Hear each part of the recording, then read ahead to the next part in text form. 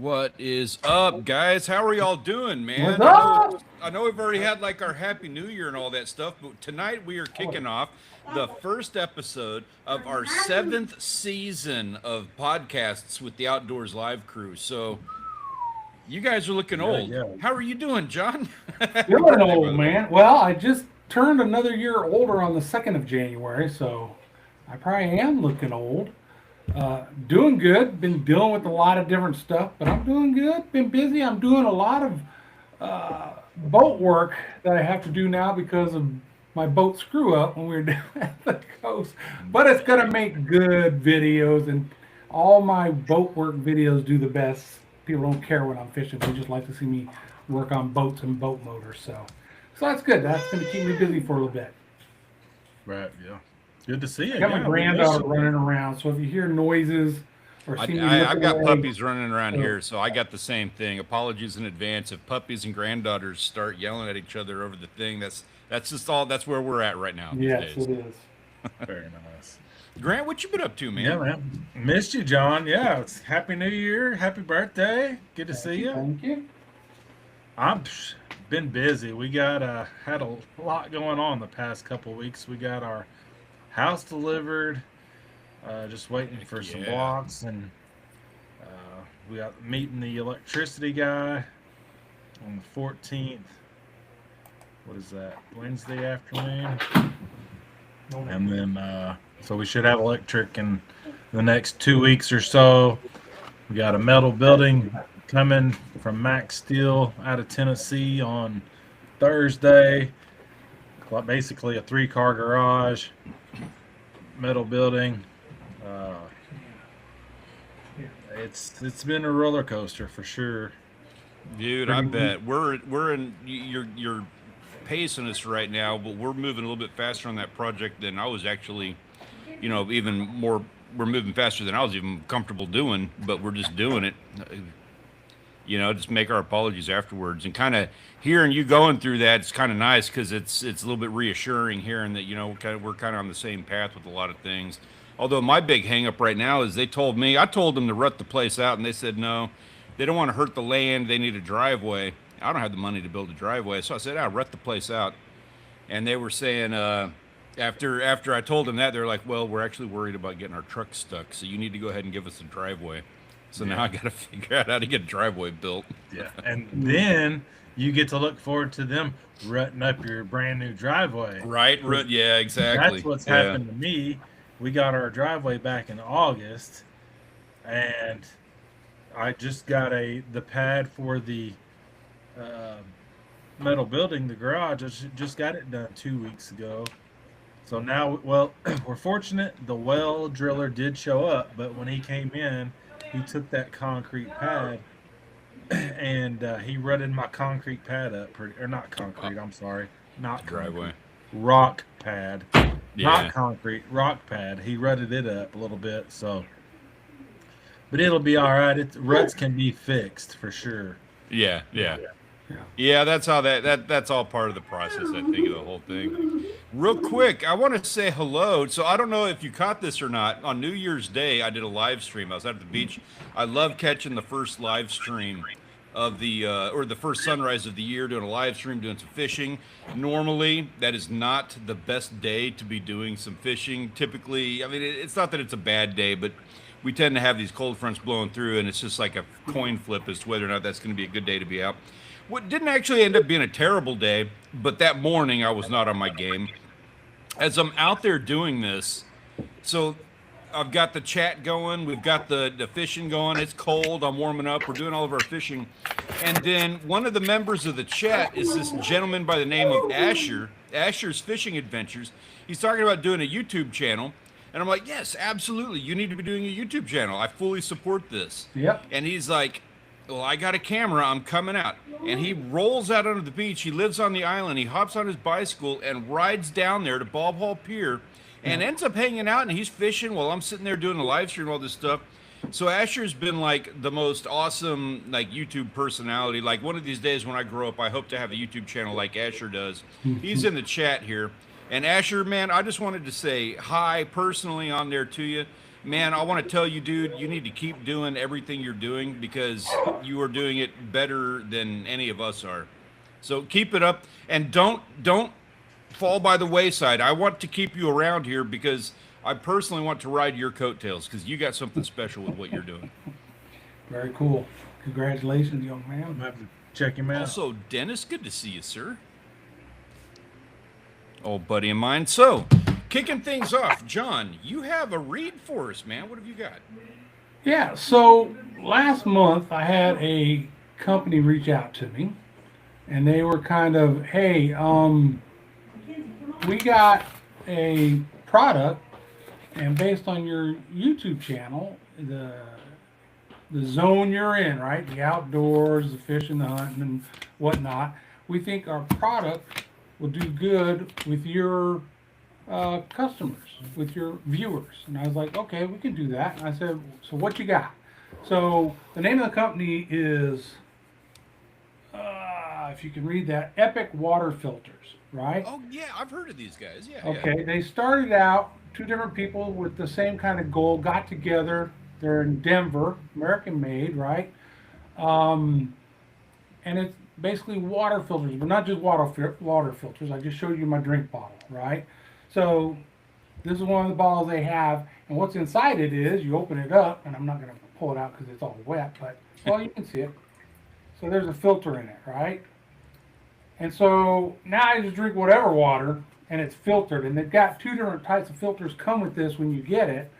One is the one I have in there, which is for metropolitan areas where you have normal tap water, but it still removes 70 different things from your water. The fluoride, the chlorine, all that stuff that's added, and any small microplastics and stuff like that that's in your tap water. So that's one filter. The other filter is if you're out there somewhere and have a stream or a lake, and you have no idea how safe that water is. It removes over 200 contaminants, the bio stuff, the different chemicals, so all kinds of stuff. So it just gives you safe drinking water, right? And their goal with this was to replace the bottles, water bottles. And I'm guilty as anybody. I drink water all day, every day. I don't drink soda. I drink coffee in the morning, water all day. And I'll admit, I don't like drinking my tap water. And it's not that it tastes terrible, but if it sits in a glass for a little while, I'll look at it and there'll be stuff in it. Yeah. It's probably because we have really hard water here. But I don't want to drink that. So I drink bottled water all day, every day. So this thing has stopped me from drinking a lot of bottled water. She wants to in on the show here. This is my Hey, Absolutely. Absolutely. so take me But- fishing, Papa. Yep. Take me One fishing. one filter they say will save about 550 water bottles. Right? So Wow. that's how much water. So a filter will last 3 to 4 months. So, and then it's not just the water bottle. So I got this cool water bottle. It's theirs. I got it, right? What's the name of the company one more time? It's Epic Water Filters. I did on the Outdoors Live Crew channel. I did put a link down below, also with a 15% discount code. But you can get better discounts right now if you just go to their website and look around. If not, use the 15%. But not only is it their bottles, but they make a system where if you've got a certain Yeti bottle you use, there's Nigel, there's all these different brands. There you go. There's 25% off right there. Okay, but there's all these different brands of bottles that people use. If you have one that you really like, you can buy this kit from them that gives you their cap, the tube and the filter, and use it in your drink bottle. So now you're not getting a whole new drink bottle. You just keep using the drink bottle you got, and it's just altered so that it uses the filters. And then, as you can see, what Stanley's showing us, they also have pitchers, and it's all filtered. It goes in the refrigerator. You got a pitcher of water. They've got bigger containers that go on stands. And then they've got an under-counter one, which in other words mounts in your kitchen, under your kitchen sink. It hooks to the water system. It goes through its filter, so you don't have to have a whole home filter system, per se.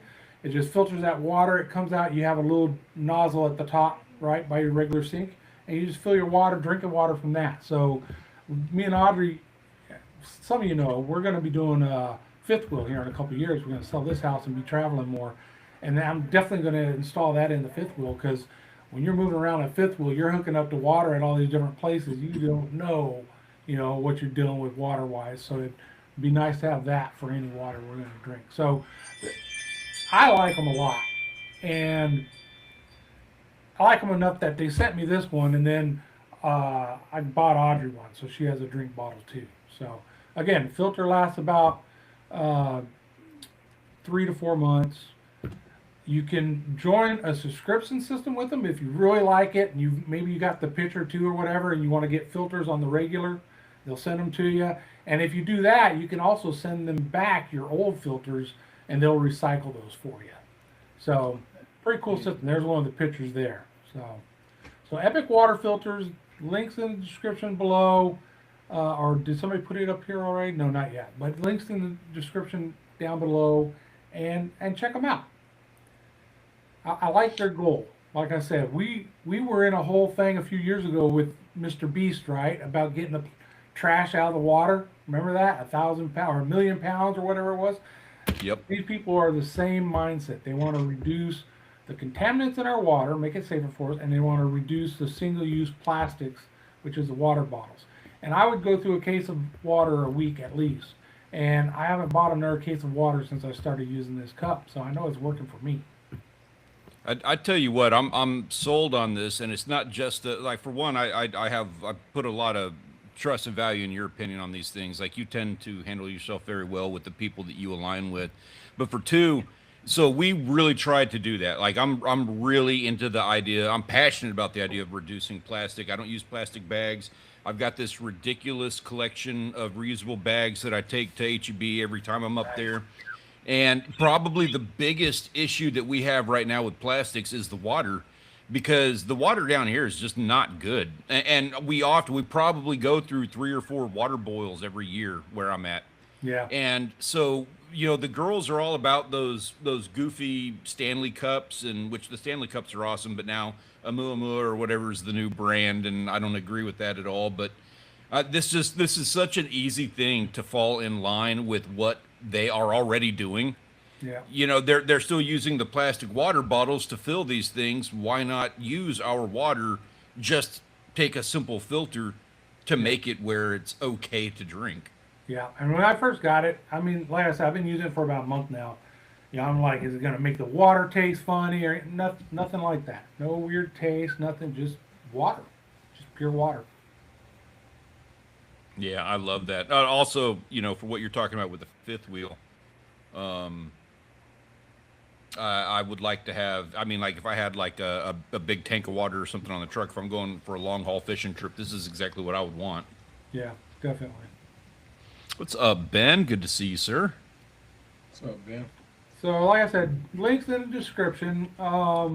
There is a discount code I have, but if you look on the website, there's some things that are 40% off. So my discount code won't even match that. So just check them out if you're interested.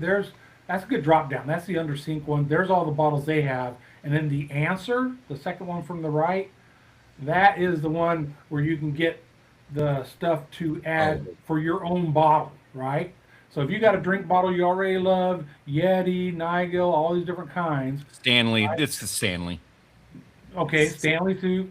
So you can buy a kit where it'll make yours a filtered water bottle. So you don't have to buy a new bottle or a different bottle if you like your bottle. Very nice. Yeah, I'll tell you what, that was the first thing that stood out to me. I didn't know they did that. I know that, you had talked about these guys, and I think Ben from We Go Fishing, if I'm not mistaken, I think he had also done some stuff with these guys. I hope I got that right. I don't mean to get that wrong if that's the case. But, so, to me, it was bottles. It was, they had some filters, and that's cool, and I'm cool about that. But then when you pulled that out and you've got that thing that's a filter you can put on the end of the straw for your Stanley cup, obviously you need to get yourself like 7 Stanley cups, but then the filters that just go on your cups already, that's cool. Yeah, definitely. Yeah, so I'll be drinking. Go ahead. I wonder if you put it in coffee, if it's just straight water when you suck it out. No, you need the coffee. I wouldn't drink coffee if I couldn't get the coffee. Yeah, right. Yeah, that would be water to make your that coffee. Would be fair. Right? You're using the pitchered water to make your coffee, so you got safer water for your coffee that you made. But yeah, I gotta when I'm drinking coffee, I gotta have the coffee. So Yeah, that's my I'm the feeling. same way on that. Like, and you were talking earlier about I'll admit a little bit of jealousy, but you were talking about how you're like, I drink water. I drink coffee in the mornings, and then I drink water all day long. And I was sitting there thinking, like, for one, the first thought in my head was like, oh. No. But then I was drinking coffee until like 3 o'clock in the afternoon. So I went from drinking Ooh. coffee to rum. Not not the Now, healthiest I lifestyle. will have adult beverage in the evening once in a while, like when we do the show typically. But yeah, all day, every day, I'm just drinking water. So I Yeah, I figured need to this do that. I thing, need to do more of that. it's saving me How, money how just many not times? buying all the bottled water, and then all those bottles ain't going out there in the landfills and getting mixed up in the environment with us. Yeah, exactly right. The water Just bottles, drink that's sweet one of tea. those that just drives me up a wall. All the plastic, those seeing all the plastic bags and the water bottles Yeah, lined up on the side of the road. Well, I I was agree. drinking the vitamin water and or Prime or one, any of those flavored type waters, Right. and for some reason now they all have that cyanide in them, cyanacylacylbacillin, whatever it is, in everything. Every single drink now has that, Yeah, and I that's not good. That's not so I good. just yeah, so I just Yeah. quit drinking them all. I like my plain old water. All right, I got another topic we're gonna bring up, but Let's I was do it. waiting for this message by Mike to come up first. Yeah, I there's a saying, There but you go. he's being polite. We used to say, uh, "Fish F in it." You know what I mean? That's why we. That's when we were, wanting to drink beer all the time instead of water. But that's my younger days when I was a young soldier and didn't know no better. Yeah, yeah. Mm. I was okay. I was gonna say something. I'm not gonna do it. We're not gonna go down that path. I got my own things I can say about that. The next thing we got, because we got a couple of topics here. Moving on. Next topic of conversation. Okay, we're gonna start off with this one right here. So China, and I don't mean to like.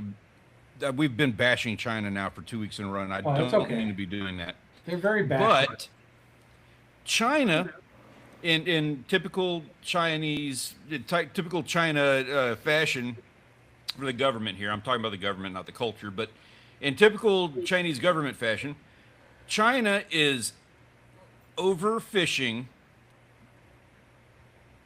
not abnormal there, but now they're overfishing Argentinian waters. They are hanging out at the 201-mile mark outside of Argentina. That's where international waters begins. And they are sending fleets of vehicles, fleets of fishing, these boats right here, they're sending to Argentina, halfway across the world, to fish for squid, and they are fishing them out. Yeah. If you look here, so we'll get into the story in just a moment here, but this is South America. And I don't know what city that is, but these are the big cities on the eastern seaboard of South America. This right here is the Chinese fishing vessels They lit up. going after all of their squid. Yeah. And I've So seen- go ahead. I don't even know where to begin with this. I mean, this is a story. This is something that it's upsetting, but it is international water. It's legal. But to me, it's one of those where I mean, there's two sides of this conversation. What do you do about this? Do you care? It bugs me. I know I watched a wildlife special on Argentina last year, and it talked about the land mass and animals, and it talked about the ocean. And one of the biggest things was people from other countries overfishing the waters around Argentina. So I don't know. I think we're kind of buddies now with Argentina, if I'm not mistaken. I know we are friends with Venezuela again now. But anyways, not to get political, if they're our buddy and they need help, maybe, send a destroyer or two down there, chase Yeah. away the fish. No, I don't know what the answer is, but they're known for doing that in other places in the world too. And yeah, if it's international waters and there's no like international, I don't know, UN or whoever has any kind of rules about it. I don't know. You know what? I think that's what it comes down to. Also, that's I guess another portion of the conversation is that it would be the UN, I guess, is the one who has to do something about it. And according to the, the rules, it's legal. Like, they can do this. So I don't know. Just because something's legal doesn't mean it doesn't piss me off sometimes. We talk about the snapper fishing here in the United States, and I know the rules are goofy, but we follow them. We do the, we follow the rules that are given. But we also talk about how the rules are circumvented very easily with something like snapper fishing. Yeah. And I don't know. This is just one of those things that kind of gets under my skin. Like, squid. So we don't fish for squid. None of us have ever fished for squid. I'm speaking for the both of you, but I assume we're on the same boat with that. I love calamari. I love calamari, and we've caught fish that had squid bites in them. Obviously, we use a lot of squid for bait, and I love calamari, but I feel like this is one of those things where it's left unchecked. This is exactly the sort of thing that causes regulations that end up trickling down to the wreck guys. Yeah. Like, it always seems to be like that. Somebody screws up, and they, you get a vessel coming across the Atlantic that's fishing for snapper at the 200-mile mark, and then all of a sudden now the wreck guys out of Texas aren't allowed to catch snapper. And this just feels like the sort of thing that's like, I just see this being, like, what if they, I don't know. I don't even know what they could do, but I just see this as being a thing where something happens and now all of a sudden I see this in the Gulf of Mexico. Yeah. And this is like the inciting event for that just gets under my skin. The trouble of it is, too, you see this in other realms dealing with international, but even if an international body makes laws forbidding something, there has to be an enforcement capability and a desire to enforce. Or they'll just keep thumbing their nose, even if you make a law. They're like, well, who's going to come down and do anything about it? You know what I mean? Right. Yeah. It's just like anything else. If they're depleting it, then that's very bad. If they're depleting it, that's one of the issues. And I don't have, they got the numbers in this article here. I'll link it in the description down below. But 3/4 of the fishing vessels in Argentinian waters are from China. Right. And then, I guess they're eating it, as long as it's not going to waste, they're doing something with it. That's something I think here in the States with poachers and of anything really, deer, waterfowl, whatever it is. I think the people that get obsessed with overkilling, I think they're just wasting the meat. It's one thing if you're going and you're catching these squid and you're feeding people or, making some money off of it, I guess. But, those people that deplete the system or deplete the animals or whatever, fish or whatever it is, and just waste it, man. That's what gets me more than anything. These people get caught killing 3 or 4 times over their limit with ducks, and then their plans were just to dump them in the ditch or kill something for horns and then waste the body. Right, just cut the antlers off and leave the meat. Rhinos, cutting the horn off and leaving the whole damn rhino out there. Yeah, it's just crazy. But they are saying, I'm assuming, especially considering the value, they're spending so much money and effort getting over there to get the squid. I assume that they're not wasting a whole lot of that. But there are testimonials here they're talking about of them. Oh, what is it? They're taking seals and stuff, and obviously they're not under the same kind of regulation as the guys who are coming out of Argentina. So they're taking seals when they're not supposed to. Penguins, the bycatch, just like when we were talking to another subject when we were talking about, and they were tuna or something. It was the bycatch. Oh yeah, it was still killing a lot of fish. And one of the things, I guess we got to be careful of the articles on that one. There specifically talks about interviews conducted by ELF. ELF is the Earth Liberation Front. They're actually designated terrorist organization to the United States. They're the ones that were like burning down car dealerships back in the 90s because they didn't think fossil fuels should be used, and they were burning down ski lodges because they didn't belong in the mountains. So yeah, ELF and ALF are a couple wacko groups, but That's a good call out. That's a totally fair call out on that. Right. Yeah. That's a whole nother conversation, ain't it? Yeah. Look at that vessel, though. You know they spent a few dollars on that thing. Yeah, that's pretty crazy. They probably. I would like to see a video of it in operation and just them just pulling them in, because you know, got to be a ton of them. Oh man. I mean, In Argentina. it makes me curious about going out and getting them. If they are able to haul in that much squid on these, and I'm guessing, or I guess that's all them dumping Yeah. bycatch over there, but if they're catching that many, it makes me want to go out there with just a rod and reel overnight and get some. Yeah, exactly. I watch folks down in Australia, and they'll be out there just slinging those little weird pokey lures and catching squid and cutting them up and cooking calamari, and I'm like, golly, why can't we have that? We got a couple of guys in the server who, yeah, that's what they do, and man, it's fun to see it. What's the farthest? How far would you have to go out in the Gulf to catch them? We see them around the probably the 60 to 80 mile mark is where we get that. They're probably in closer. Like I've seen them as close as we've run into them at probably like I think it was the 10 or 12 mile rigs, but that was really rare. That's a shallow rig. Those rigs are probably 50 feet of water. But if you go 80 miles offshore, it becomes 15 to 2,000 feet deep, and that's where you see them.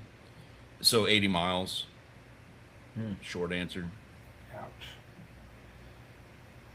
Not easy. You'd have to catch a lot of them to pay for your gas. Yeah. Really? So if nothing else, food for thought on this, because you know these sorts of things.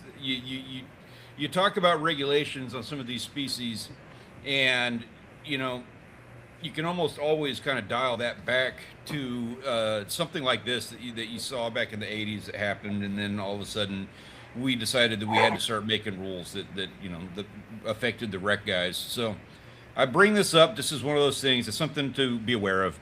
This source, you know, what happens around the world, it can affect us, and this is one of those that I'm like, gosh, Definitely. I want to get into squid, and if I ever have problems doing it, it will be because of this, you know, or stuff like this. Yeah. What's up, Lonesome Dot Eye? Good to see you. Yeah. What's up? Evening. What state are you in right tonight? Oh, he's on Stanley's channel. I see. I don't see him on Outdoors. There he We got a is. good crew in the chat tonight, guys. Appreciate all y'all coming and hanging out with us. The other topic of conversation that I got for tonight, curious to know your thoughts on this. So, I'll bring it up here. In Maine, and this happened about a month ago, but in Maine, a group of lobstermen, sued because I don't know who they sued exactly.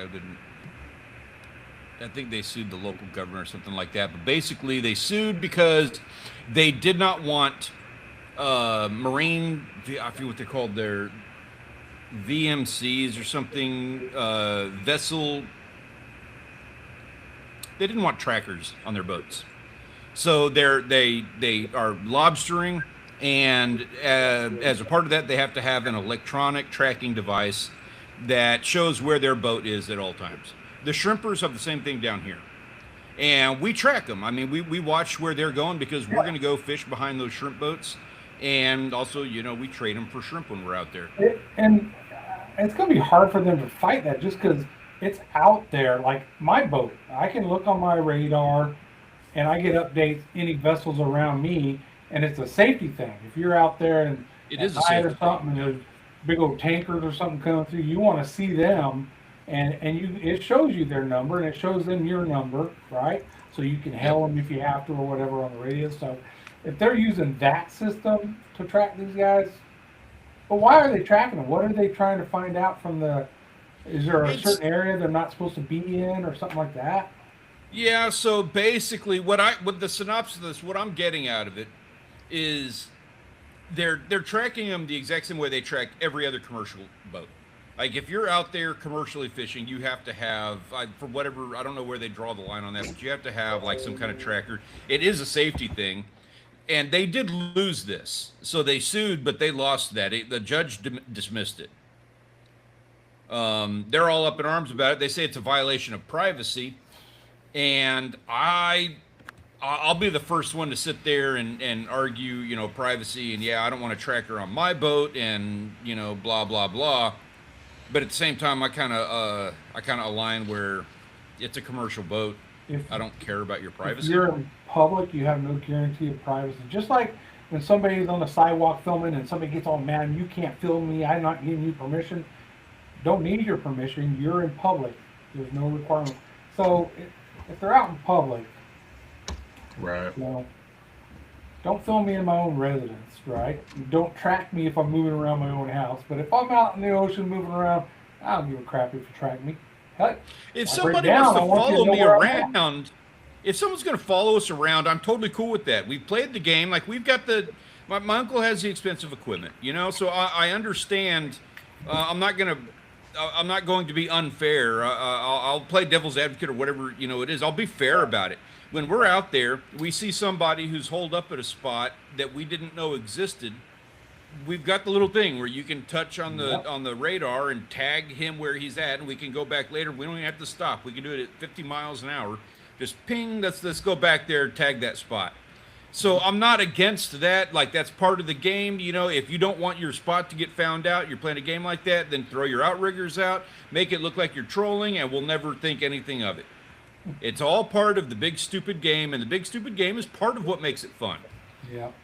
But now, I don't know. I mean, I don't want people tracking the boat. At the same time, there's the safety concerns. The last thing I ever in my life want to have to deal with is being broke down offshore with a power outage issue.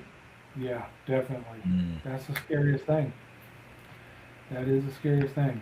So, Olson and I was talking about his uncle. He's been out on, when his uncle was, right there, was doing it, but he quit because he had to notify Florida every time he moved or game wardens every time he moved his boat. That doesn't make no sense.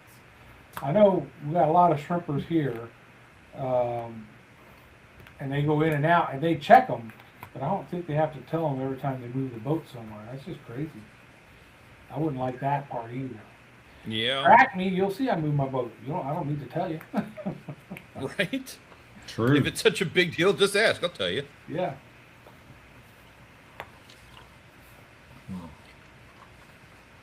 So, I mean, I understand that there is some kind of value in I mean, one of the things that we're doing, this is probably more of a rec guy, because I know the commercial guys are salty as hell. But part of what we're doing is trying to get away from society and the things. And when we introduce things like the descending devices for snapper is one that, like, I'm sorry, like, I'm not trying to be that guy, but that's stupid. Those are dumb. And yes, we'll have them on the boat, and yes, we'll use them, and we're going to be legal and all of the stuff. They're still stupid. That's dumb. Trying to get away, like out and away from all of this stuff is part of the thing, and it's kind of, like, it's not that they're doing it to us, but it just does feel a little bit invasive. If it was something that made its way over to the rec guys, Yeah. but I don't know. But it is a safety thing, and also I don't have any concern for the commercial guys. Yeah. On that, in that regard. Yeah. Yeah, I guess as long as you're not breaking their rules, you're all right. Yeah, exactly. Yeah. You know, Mike kind of brings up a heck of a point there, because I tell you what, I know that there are drones out there tracking, like, not that they give a rat's ass about us, but I know that there are drones out there, satellites, that are keeping track of activity along the coast. They're watching, especially down here. We're down by Mexico, and they're watching for high-speed boats in weird hours close to the coast.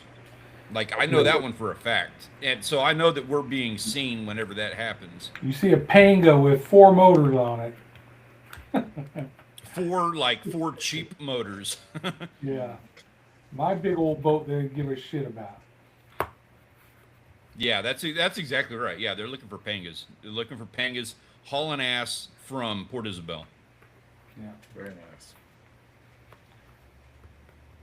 So we are all on camera. I don't know, like you don't have to have a tractor on your boat. You're already watching. That's fine. That's fine. Watch away. You got the drones. You're not looking for me.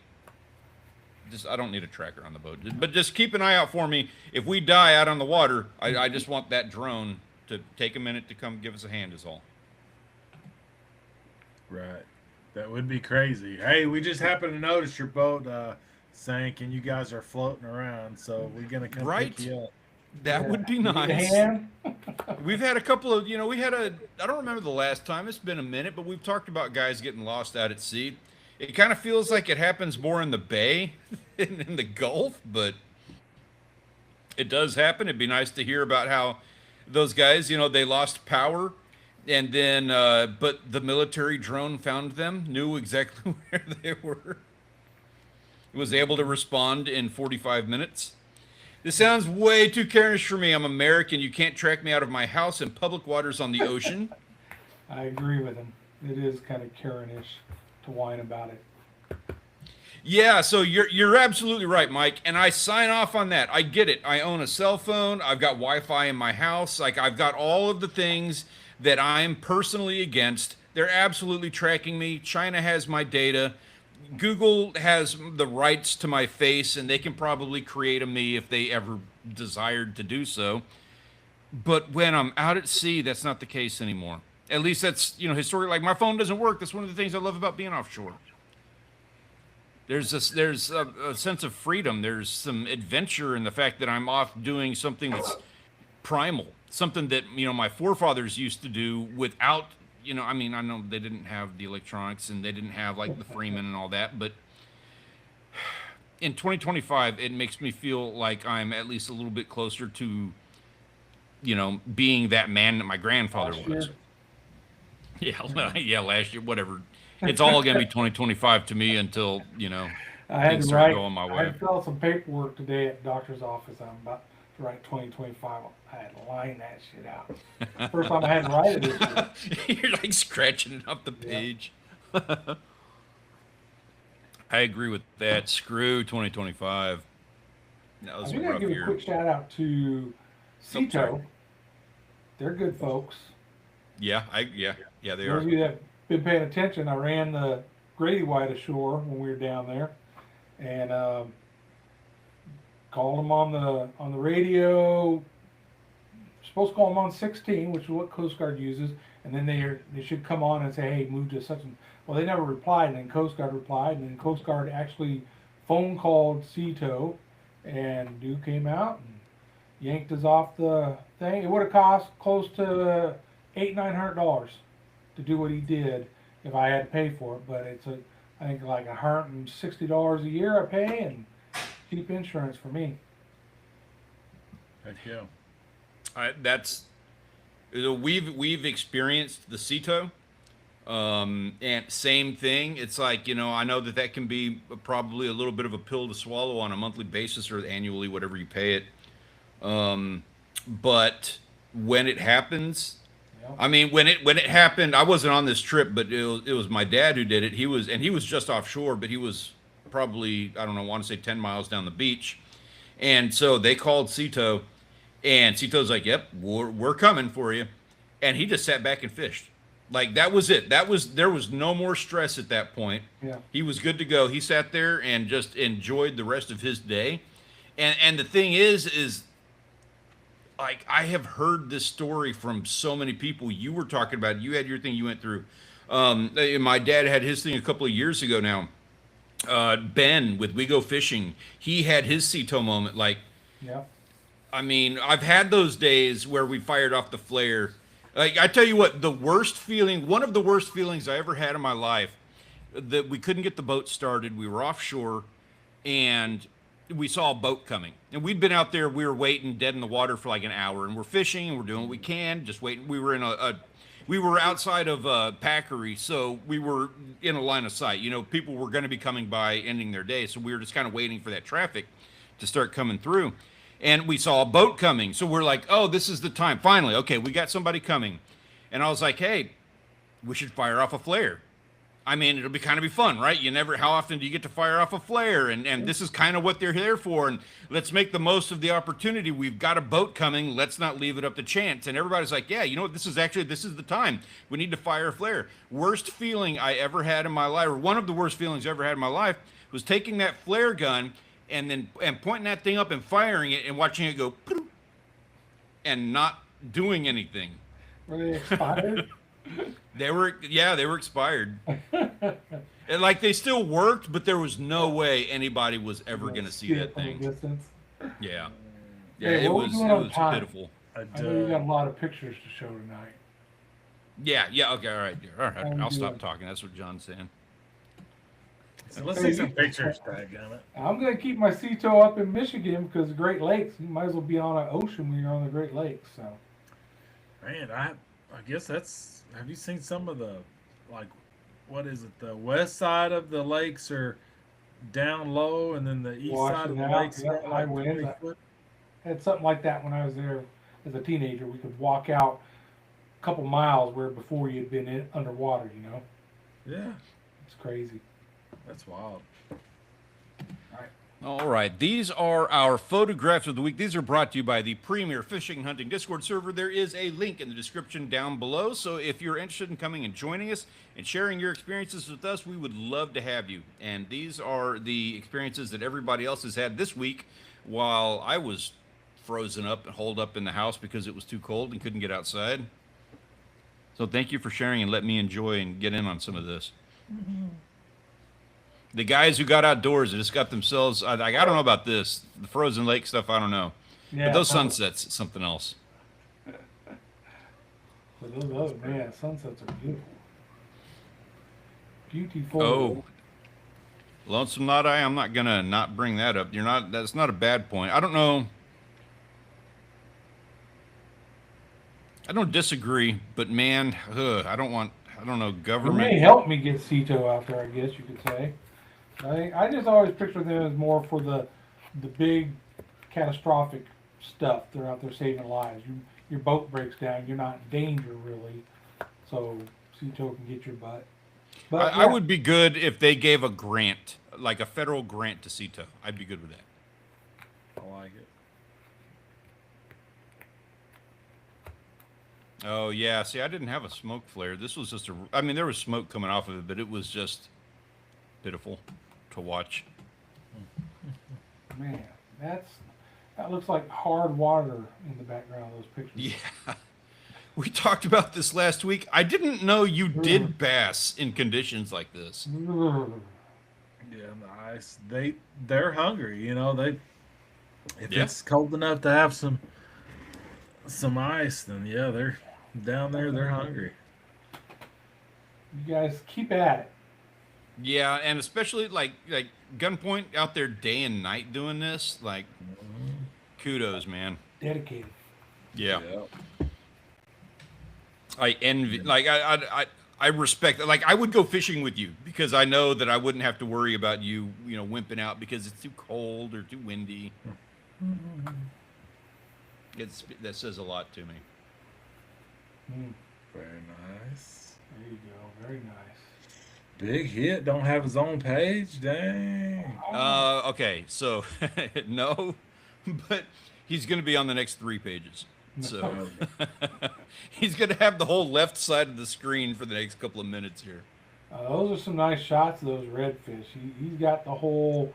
He knows what he's doing. Yeah. He knows the game. He wants nice. photographer of the week. I'll tell you right now, he's gunning for it.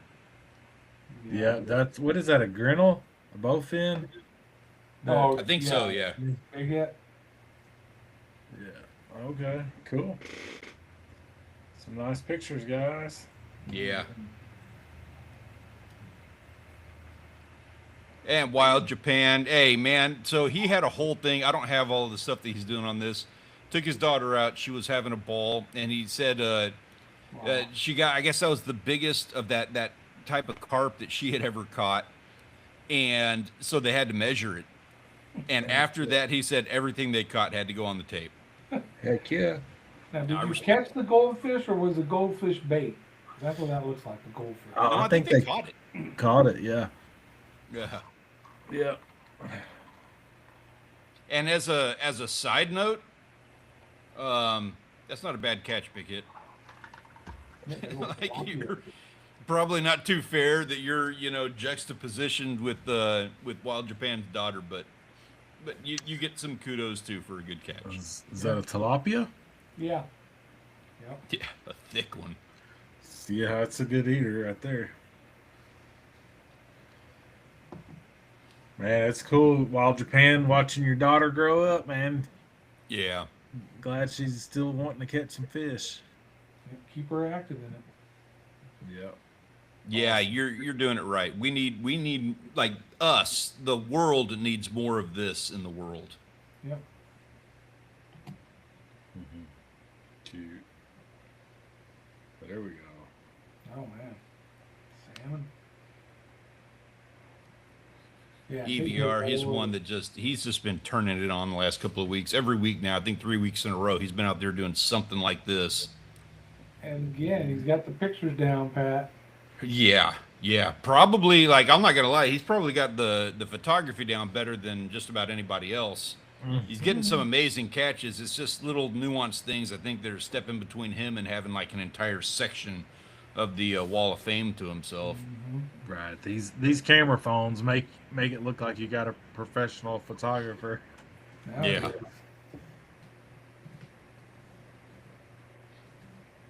Very cool. Looking good. Oh, Cold water. I love this. That's just it. Just good meat, fresh, hanging out in the. And this is better than a Yeti. Yeah, delicious. Them's good eating. Yeah, they are. One of my favorite eating fish. And all my saltwater friends, they give me a hard time about that, but I own it. Yeah. No, I agree. I have to find out where the closest I've got to go catch some perch are. Can't be that Too far. north from you. I have to find out. When you come to Texas, anything you catch small will be called a perch. I mean, yeah, you got plenty of perch here, right? You got some hardheads and a shark. Goodness, that's a nice crappie. Yes, I love to catch me some crappie about that size. Yep. Or a little, maybe that size and a little smaller, because that one's getting big. There's a too big tilapia for you? Or Right. crappie, sorry. Crappie. Oh yeah, them 2-pounders are tough, man. I don't want like fillet no 2-pounder. They go back in the water. I'd agree with you, but I ain't never caught a 2-pounder, so I couldn't tell you. I don't I've know the never- first thing about throwing fish I've never back, thrown period. a legal crappie back. That's the one fish. If it's legal, I'm eating that son of a gun. Yeah. Okay. What is that on the left? G Llama, is that a lizard or a snake? What is that? Yeah, it's a skink. He's in Australia, so he's the one that's working out there. He's got the job where they have him hunt for their culling the things out there. I don't know what all it is that he targets, but just out there doing his thing, he came across a skink. That's like the second or third time, and I want to say it's like the blue tongue. Like they have a blue tongue. Huh. Some ducks, man. Yep, some ducks. And Pickle's doing his thing, of course. Heck yeah. Glad you're getting after them, Pickles. Yeah, Like, keep them coming, man. yeah, it's terrible. G Llama, you need to give yours a little bit more time to cook, but then he'll be ready. Catching birds. Holy smokes. Yeah, exactly. So this is our first entry on the Wall of Fame for a server record, and right out of the gate, 38 inches, something like that. Golly, that's a fish of a lifetime right there. So I normally have my name in the running on pike, thanks to those Wisconsin trips that I do.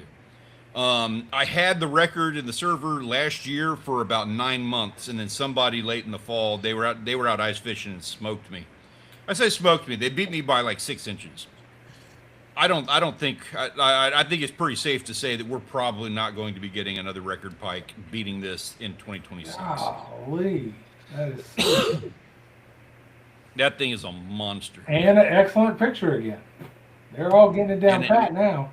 Species Seeker knows what he's doing, and it's a wonderful YouTube channel to check out. The Species Seeker, he does really cool stuff where he goes out there. He's in the Mediterranean, but he's always someplace different. Like he'll go to Spain, he'll go to France, he'll go wherever, I don't know, all the places, Italy.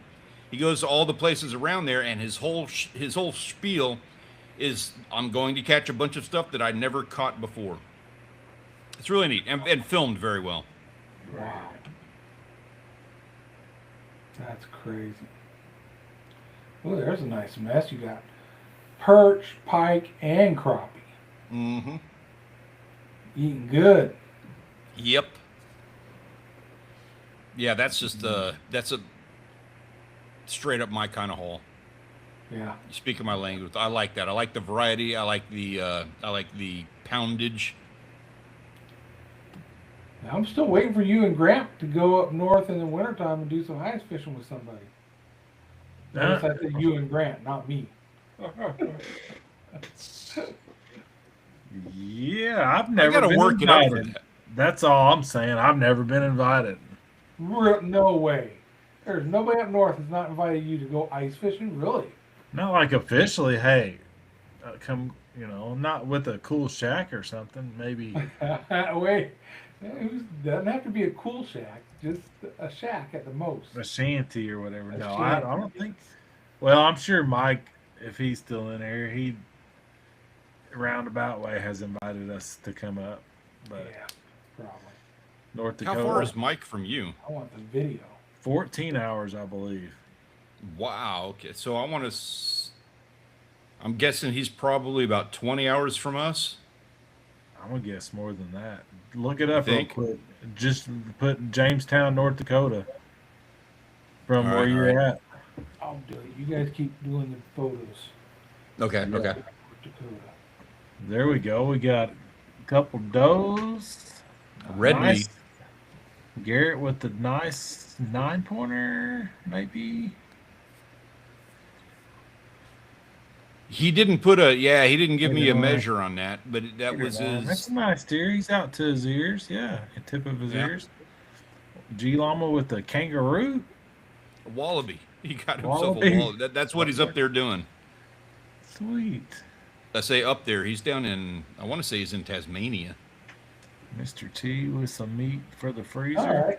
Not as bad as we thought. From San Antonio, where I'm at, to Jamestown is 1,311 miles. Because it is straight north, where Grant, we got to go east to get over to Grant, and then back. Grant has to go kind of northwest to get to him. We just go straight north. Is that I-35?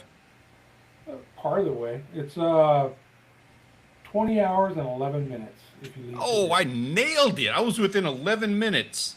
You're close. Yeah. It would be kind of. How fun would that be, though? Seriously, like if we just invaded Mike, just showed up. Yeah, especially if he had like a little shanty. Well, him and that one guy was fishing on a man. sweet shanty last year. There we go. Bailey with some green heads, some nice Yeah, looking nice. mallard drakes. Nice, very nice. Good picture. Yeah, very nice. And they were the ones earlier. They had that that sunset shot, so that was the hunt that they were on where they got these guys. Ah, okay. cool. Sweet. Very nice. Looking good out there, guys. And then we got Tato and Doe Darby. So this is fun. Tato down here in South Texas got himself a nilgai. Oh, Which- wow. That's rad.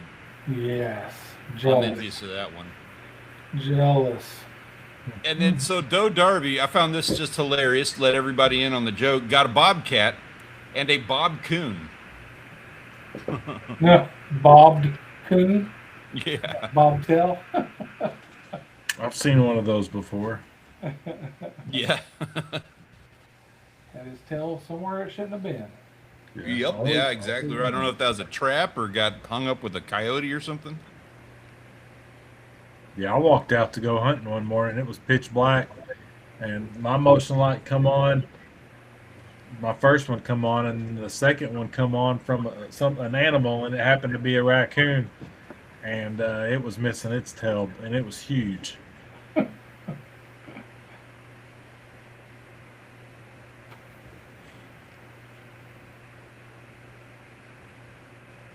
Oh, here we go. All right. So our options this week for photographer of the week going to come down to Big Hit Savage with a absolute stud tilapia, species seeker with that big time pike, Duck Mitri with another just gorgeous redfish, or EVR with that nice little salmon, nice little trout. This is probably one of the toughest ones where it's not like, well, it's this guy or that guy. It's like all four of them are excellent catches and excellent photos.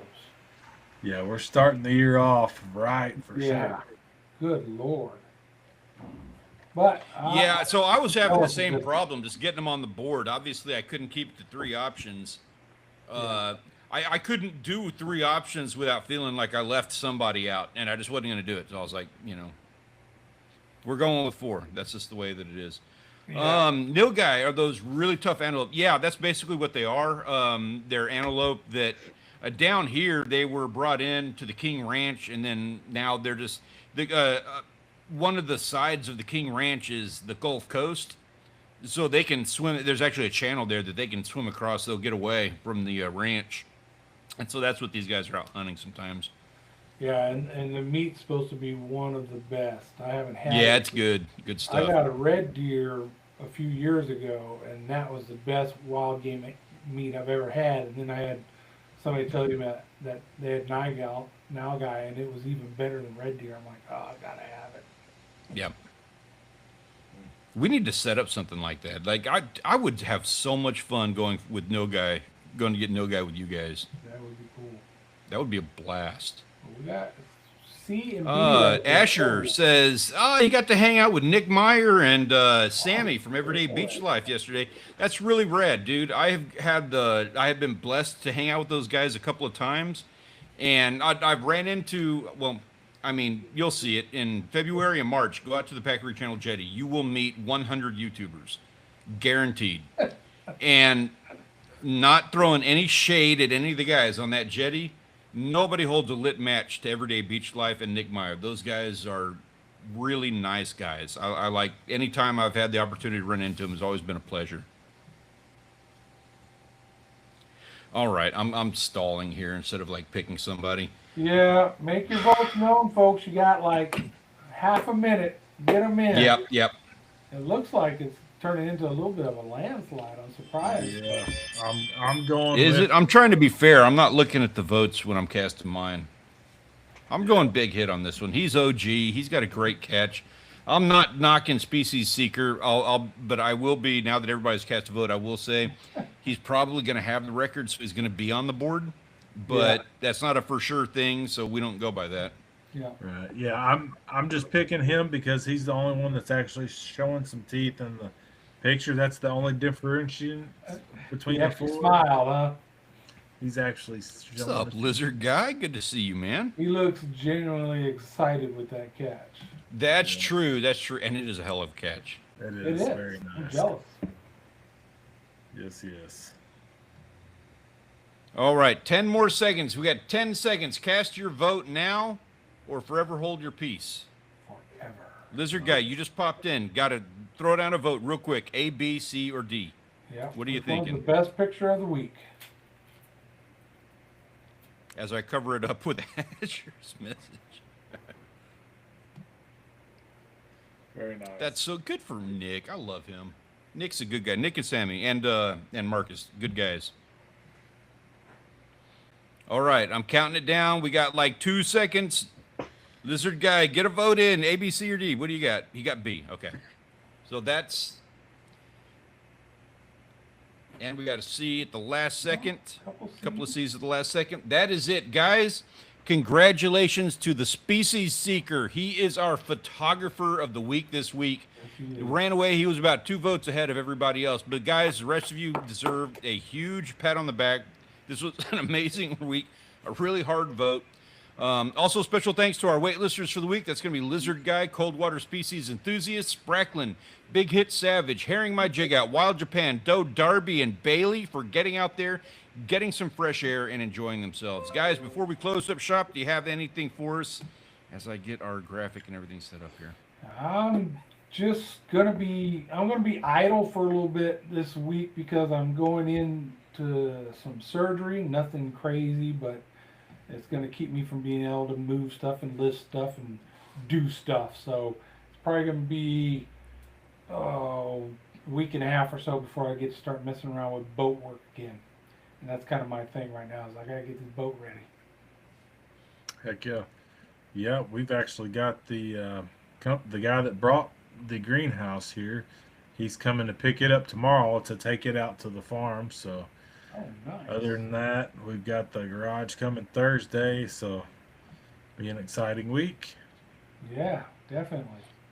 I'm gonna see. I got some. I lined up a couple of construction jobs. I'm gonna be working this week just to make a little, I say, extra cash, making some kind of cash. But my main thing I think that this week I'm going to be focused on is with John being out because of what he's doing. I'm hoping to see, him being like a little less salty old guy, and maybe I will try to get some of the fishing in that he needs for you because I love you, John. I'm going to do some fishing for you. I appreciate that. I really do. I appreciate that. Hey, I appreciate you guys. I appreciate everybody in the chat. Thank you guys for coming and hanging out with us tonight. We enjoy having you. Looking forward to seeing everything that you have coming for us in the Premier Fishing Hunting Discord server. Again, that link is in the description down below. Have a wonderful week. Enjoy your weekend, and we'll catch you when we do this all again next week on Monday. Good night, guys. Good night. Have a great week.